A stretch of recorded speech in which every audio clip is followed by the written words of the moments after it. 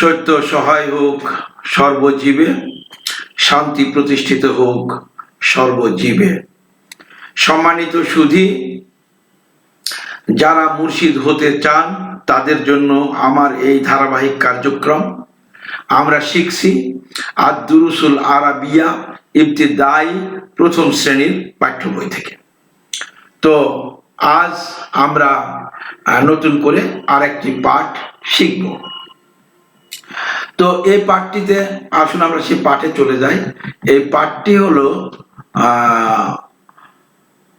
আদ-দারসুর রাবিয়া আশারা, অর্থাৎ 14 পাঠ বা 14তম পাঠ। এই পাঠে আমরা শিখব আল হিওয়ারু, মানে কথোপকথন। আমরা শিখব হচ্ছে কথোপকথন, কথা বলা শিখব। একজন আরেকজনের সাথে দেখা হলে আমরা যে সম্ভাষণ করি বা যেভাবে কথা বলি সেইভাবে আমরা আজকে কথা বলবো। এখানে দুজন মেয়ে বসে আছে, আমরা দেখতে পাচ্ছি। এই দুজন মেয়ে তারা সাক্ষাতের পর থেকে কি ধরনের কথা বলে আমরা এটুকু আগে শিখি, তাহলে আমরা বুঝতে পারবো যে আমরাও প্রথমত কারোর সাথে দেখা হলে আমরা কিভাবে কথা বলবো। একজন মেয়ে আরেকজন মেয়ের সাথে কথা হচ্ছে বা কথা বলছে বা তাদের সাক্ষাৎ হলে শুরুটা কোথা থেকে করে। তা আপনারা মনে করবেন আমরা তো আরবি এখনো রিডিং পড়তেই পারি না, এটা আমরা পড়বো কিভাবে? মানে আমি বলতেছি যে মায়ের ভাষার মতো, আরবিটা আমরা মায়ের ভাষার মতো শিখবো।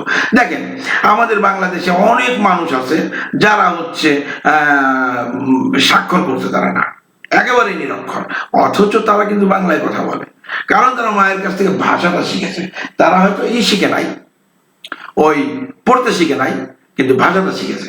তো আমরা পড়া তো শিখছি বা শিখবো, তার আগে আমরা এখন থেকেই এখান থেকে শুরু করে যাচ্ছি যে কিভাবে একজন মানুষের সাথে আরেকজনের দেখা হলে আমরা কিভাবে আলাপচারিতাটা শুরু করব। তো সেই দৃষ্টিকোণ থেকেই এই পাঠটা আমাদের করা জরুরি। তো বুশরা, একজন মেয়ে, তার নাম হচ্ছে বুশরা। সেই বুশরা তার বান্ধবী সালমা, এটা লাল কালিতে লেখা আছে সালমা আর কালো কালিতে লেখা আছে বুশরা। তো বুশরা তার বান্ধবী সালমাকে দেখা হওয়ার পরে প্রথম যেভাবে তাকে সম্ভাষণটা করলো এটা হচ্ছে আসসালামু আলাইকুম।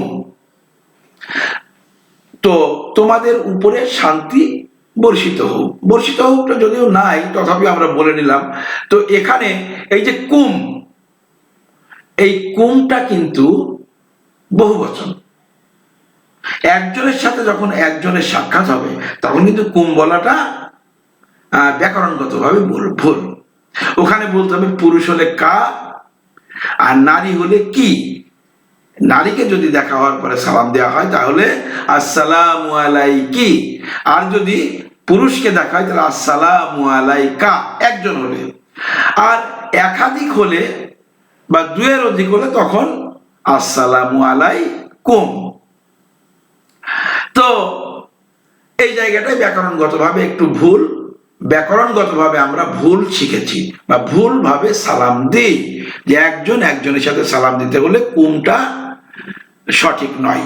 এখানে যেহেতু একজন পুরুষের সাথে একজন নারীর সাক্ষাৎ হয়েছে, তোনার বলা উচিত আসসালামু আলাইকি। আর যদি পুরুষ হতো তাহলে বলতাম আসসালামু আলাইকা। আসসালামু অর্থাৎ শান্তি হোক, আলা তোমার, আলা উপরে, কা তোমার। এখানে কুম যেহেতু বলছে তাহলে তোমাদের, একজন আরেকজনের সাথে কথা বলছে, এখানে তোমাদের হওয়ার কথা না। তো এখানে ওনারা লিখেছেন আসসালামু আলাইকুম, যে আল্লাহ তোমাদের উপরে, আল্লাহ নাই এখানে, তোমাদের উপরে শান্তি বর্ষিত হোক। কিন্তু এখানে যেহেতু একজনের সাথে সাক্ষাৎ হয়েছে তাই আমরা এইভাবে বলতে পারি আসসালামু আলাইকি, তোমার উপরে শান্তি বর্ষিত হোক।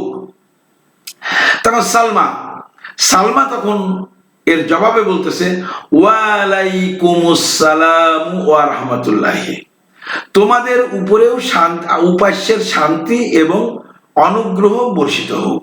তো এখানে কুম না বলে এখানেও কিন্তু কি হওয়া উচিত ছিল গ্রামাটিক্যাল ভাবে, তাই বলা উচিত কি ওয়ালাইকুস সালাম ওয়া রাহমাতুল্লাহি বারাকাতুহু রহমতুল্লাহি।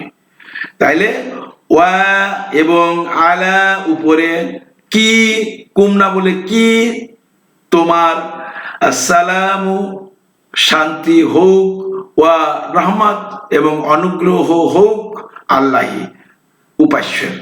তাহলে ওয়ালাইকুম আসসালাম ওয়া রাহমাতুল্লাহ উপাস্যের, ওয়ালাইকি এখানে হবে ওয়ালাইকুম দিলে উপাস্য তোমাদের উপরে, উপাস্যের অনুগ্রহ এবং শান্তি তোমাদের উপরে বর্ষিত হোক। কিন্তু যেহেতু একজন আরেকজনের সাথে সাক্ষাৎ হয়েছে, তাই এখানে বলতে হবে ওয়ালাইকিস সালাম ওয়া রাহমাতুল্লাহি রহমতুল্লাহি। উপাস্যের আল্লাহ মানে উপাস্য, রহমত মানে অনুগ্রহ, উপাস্যের রহমত, ওয়া মানে এবং, সালাম মানে শান্তি, কি মানে তোমার, আলা মানে উপরে এবং ওয়া মানে আর। তাইলে ও যখন শান্তি দিয়েছে তখন বলছে এবং তোমার উপরেও উপাস্যের অনুগ্রহ এবং শান্তি বর্ষিত হোক। ওয়ালাইকিস সালাম ওয়া রাহমাতুল্লাহ। তোমার উপরেও উপাস্যের অনুগ্রহ এবং শান্তি বর্ষিত হোক। তখন বুশরা তাকে জিজ্ঞাসা করতেছে কাইফা হালু কি, এখানে কিন্তু কুম বলেনি। দেখেন এখানে কিন্তু গ্রামাটিক্যাল ভুল করছে, এখানে গ্রামাটিক্যাল ভুল করছে। এখানে সে বলতেছে কাইফা হালু কি, কেন এখানে তাহলে এখানে যখন সালাম দেওয়ার সময় কুম বলা হয়েছে, তাহলে এখানেও কাইফা হালু কুম বলা দরকার ছিল। কাইফা হালু কুম, তোমরা কেমন আছো, তো না বলে বলতেছে কাইফা হালু কি। কাইফা মানে কেমন আছো বা কেমন, হাল মানে অবস্থা, কি মানে তোমার, যেহেতু যদি পুরুষ হতো তাহলে কা, যেহেতু স্ত্রী তাই কি, তাই কাইফা হালু কি, তুমি কেমন আছো। তখন সালমা তখন বলতেছে বি খাইরি, ভালো আছি, আলহামদুলিল্লাহি, বিখাইরি আলহামদুলিল্লাহি, উপাস্যের প্রশংসা, ভালো আছি। বুশরা মিন আইনা আনতি, যদি পুরুষ হতো তাহলে আনতা হতো, আনতা মানে তুমি, আয়না মানে কোথা, মানে আয়না মানে কোথায়, মিন মানে হতে, তাহলে মিন মানে হতে, আয়না মানে কোথায়, কোথায় হতে, আনতি মানে তুমি, তুমি কোথা থেকে এসেছো।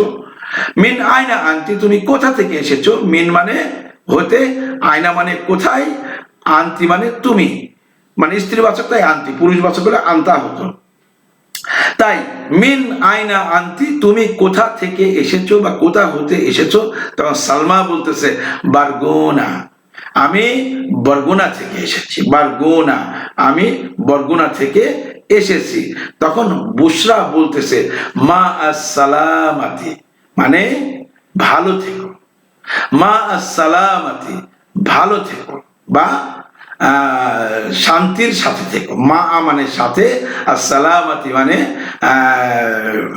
ভালো বা সুস্বাস্থ্যের সাথে বা সুন্দরভাবে থেকো। তাই মা আসসালামাতি মানে ভালো থেকো। তখন সালমা বলতেছে ইলাল লিকাই, আচ্ছা আবার দেখা হবে বা শীঘ্রই দেখা হবে। ইলাল লিকাই মানে শীঘ্রই দেখা হবে। তাইলে আমরা এইভাবে কথা বলা শিখবো। তো এইটুকু আমাদেরকে অবশ্যই মুখস্থ করতে হবে, এমন ভাবে মুখস্থ করতে হবে যে আমরা একজন মানুষকে দেখার সঙ্গে সঙ্গে যেন আমরা আরবিতে এভাবে কথা বলতে পারি।